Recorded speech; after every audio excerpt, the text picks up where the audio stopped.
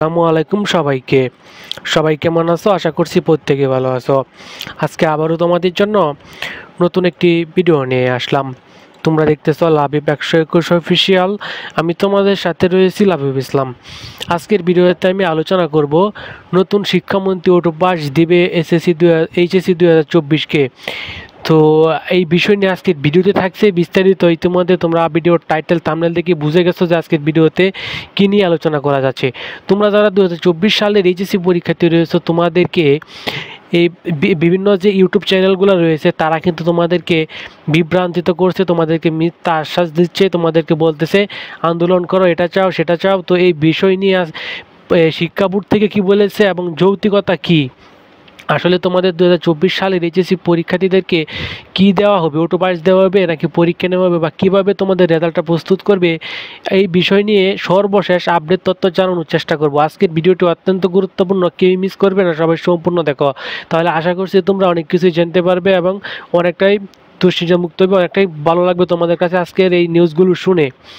তো ভিডিওটা শুরু করব তার আগে তোমাদের কাছে রিকোয়েস্ট, তোমরা যারা এই চ্যানেলটাতে একদমই নতুন রয়েছো, চ্যানেলটাকে সাবস্ক্রাইব করোনি, তারা এখনই চ্যানেলটাকে সাবস্ক্রাইব করে নোটিফিকেশন হলে ক্লিক করে দাও।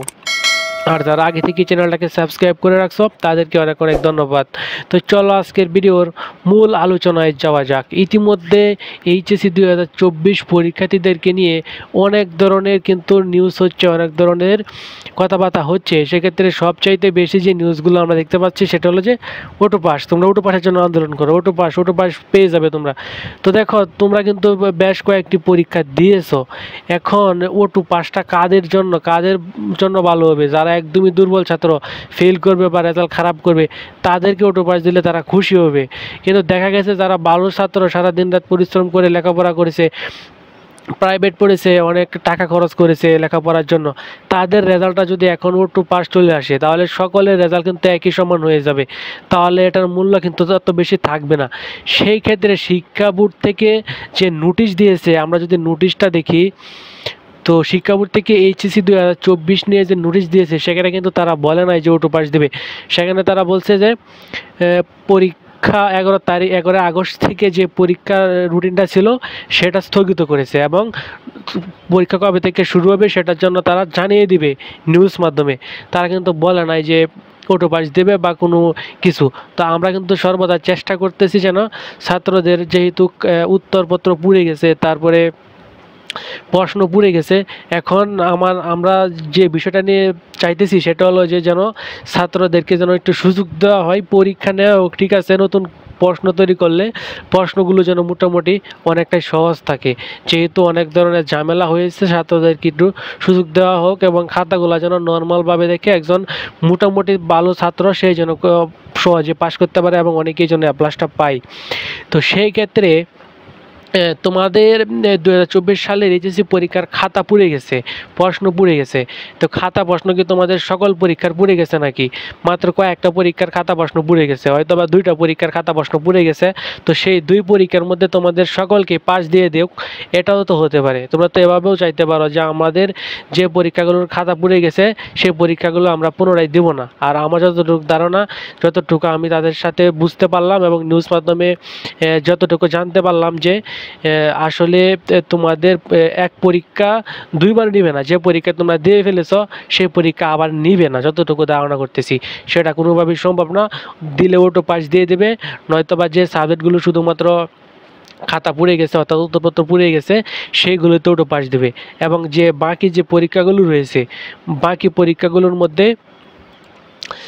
নতুন একটি রুটিন দিয়ে সম্ভবত আগস্টের শেষ দিক দিয়ে অর্থাৎ এই মাসের শেষ দিক দিয়ে তোমাদের পরীক্ষাগুলো নিয়ে নেবে তারা, বাকি যে পরীক্ষাগুলো রয়েছে। তারপরে যে পরীক্ষার খাতাগুলো তোমরা পরীক্ষা দিয়েছো, খাতাগুলো অক্ষত অবস্থা আছে, মূল্যায়ন করছে বা মূল্যায়ন করবে, সেই খাতাগুলি এবং নতুন যে সামনে পরীক্ষার রুটিনটা তারা দিবে, সেই রুটিন অনুযায়ী পরীক্ষাগুলো দিবে, সেই পরীক্ষার রেজাল্টটা কিন্তু তারা খুব সহজে প্রস্তুত করতে পারবে। শুধুমাত্র যে পরীক্ষার খাতাগুলো পুড়ে গেছে সেগুলোতে অটো পাস পেলেই তো তোমাদের চলছে, তাহলে তোমাদের রেজাল্টের মানও ভালো থাকবে, কেউ বলতে পারবে না যে অটো পাস বা তোমাদের কোনো সমস্যা হবে না। এটার কিন্তু সহজ একটা সমাধান রয়েছে। এখন যে বিষয়টা দেশের পরিস্থিতি অনেকটাই খারাপের দিকে, তার মাঝে আবার যদি তোমরা বলো যে তোমাদেরকে অটো পাস দিতে হবে তোমরা পরীক্ষা দিবে না, এটা কিন্তু একটা বোকামানি হবে।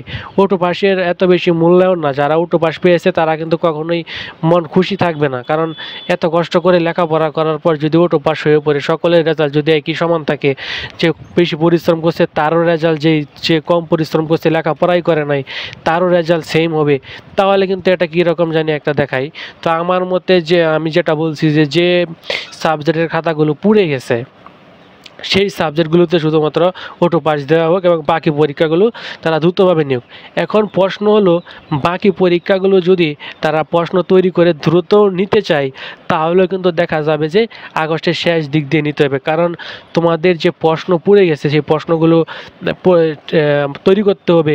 তারপরে প্রশ্ন তৈরি করা তো অনেকটাই সময়ের দরকার, মোটামুটি প্রশ্ন তৈরি করবে, তারপরে দেখা গেছে পুলিশের যে থানাগুলো বন্ধ রয়েছে সেই থানাগুলো চালু হতে হবে, দেশটা শান্ত হতে হবে, তারপরে পরীক্ষা নিতে হবে। কেননা তোমাদের পরীক্ষার প্রশ্ন বোর্ড থেকে আসবে থানায়, থানা থেকে যাবে তোমাদের পরীক্ষার হলে, আবার তোমাদের পরীক্ষার উত্তরপত্রগুলো থানা জমা হবে, থানা থেকে আবার শিক্ষা বোর্ডে জমা হবে।